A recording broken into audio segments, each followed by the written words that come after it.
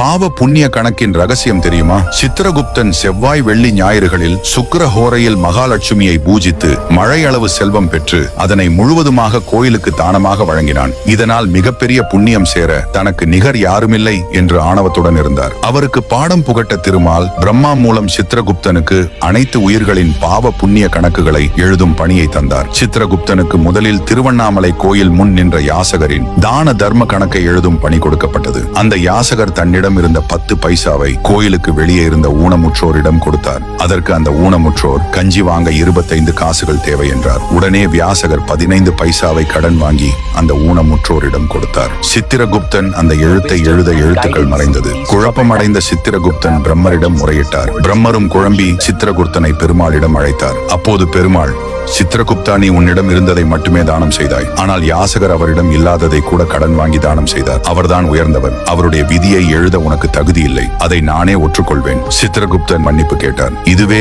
பாவ புண்ணிய கணக்கின் மர்மமும் ஆகும்.